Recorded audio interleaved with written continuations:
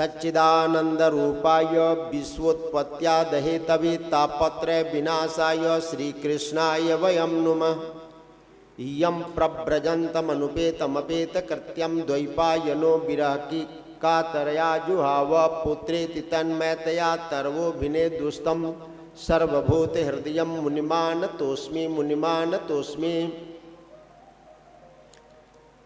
भगवान सत्स्वरूप है, चित्त स्वरूप है और आनंद स्वरूप है। भगवान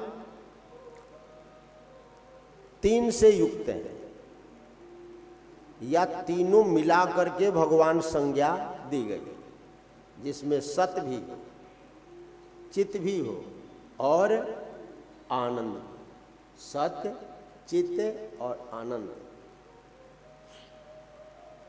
सत्य बोलते हैं जिसमें देश का भेद न हो, काल का भेद न हो, अवस्था का भेद न हो, उसको सत्य बोलते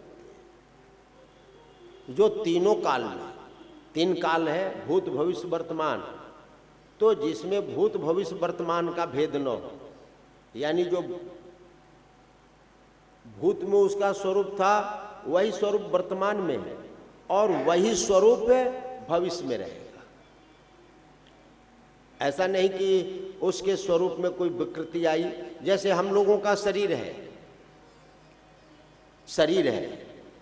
तो शरीर बचपन में कुछ और था, यानी भूत में कुछ और रहा होगा, ये वर्तमान में कुछ और दिखाई पड़ रहा है, लेकिन भविष्य में कुछ और दिखाई पड़ेगा। जो बदल जाए वो सत्य नहीं है। जिसमें परिवर्तन हो जाए, बदलाव हो जाए, आज कुछ और है, कल कुछ और, परसों कुछ और, कल कुछ और था, तो वो सत्य नहीं है। शरीर बदल गया लेकिन एक वस्तु नहीं बदली, मैं यानी आत्मा। तो सत्य आत्मा ही है, शरीर नहीं। ज्ञान जो है आत्मा का स्वरूप है।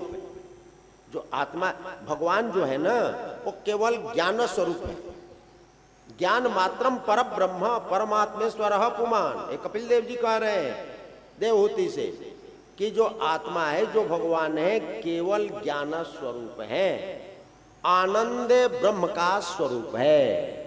आनंद को ब्रह्म जानो। आनंद से ही संसार का सृजन हुआ, आनंद से ही पालन हुआ और आनंद से ही संहार हुआ।